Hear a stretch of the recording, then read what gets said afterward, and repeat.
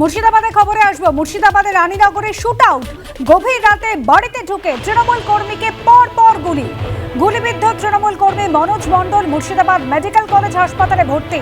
BJP আশ্রিত দুষ্কৃতীরাই হামলা চালিয়েছে, অভিযোগ পরিবারে। প্রতিক্রিয়া মেলেনি বিজেপির তরফ থেকে, যদিও এখনো পর্যন্ত কাউকে গ্রেফতার করতে পারেনি পুলিশ। ঝালদা পুরসভায় অনাস্থা প্রস্তাব ঘিরে চরমে তৃণমূলের গোষ্ঠী কোন্দল। নির্দেশ জারি করে অনাস্থা আটকানোর চেষ্টা করেন তৃণমূলের জেলা সভাপতি। নিষেধাজ্ঞা অগ্রাহ্য করে তলবি সভায় পুরপ্রধানকে সরানোর প্রস্তাব আনলেন তৃণমূলের বিক্ষুব্ধ কাউন্সিলররা। সামনে 2024-এর লোকসভা নির্বাচন, তার আগে 12 আসন বিশিষ্ট ঝালদা পুরসভাকে নিয়ে রাজনৈতিক টানাপোড়েন ফের চরমে। গত পুরভোটে ঝালদার 12টি ওয়ার্ডের মধ্যে কংগ্রেস ও তৃণমূল দুপক্ষই 5টি করে আসনে জয়ী হন। নির্দল প্রার্থীরা জয়ী হন 2টি আসনে।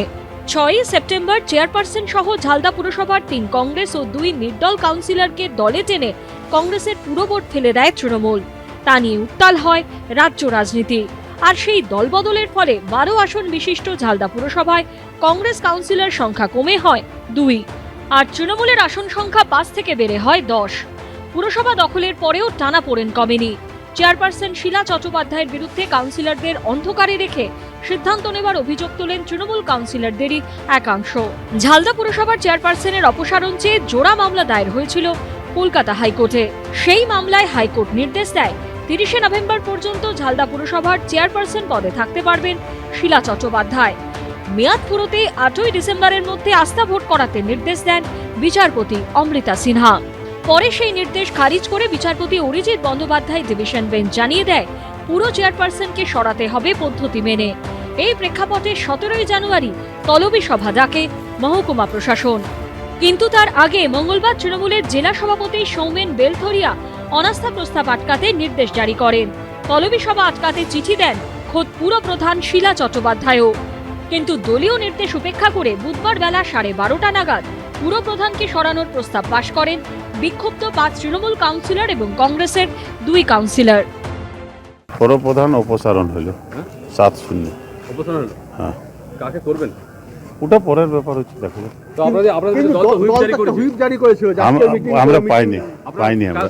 12 আসনে ঝালদা পুরসভায় 10 জন তৃণমূলের এবং 2 জন কংগ্রেসের কাউন্সিলর। বুধবার কংগ্রেসের 2 ও তৃণমূলের বিক্ষুব্ধ 5 কাউন্সিলরের অনাস্থা প্রস্তাব আনে। মাননীয় পৌরপ্রধান যে শীলা চ্যাটার্জি ছিলেন আমাদের পৌরসভার, তাকে আজকে 7-0 ভোটে অপসারিত করা হলো। ঝালদা পৌরসভা আজকে 2 বছর হতে চলল, সমস্ত কাজ স্তব্ধ হয়ে পড়ে আছে।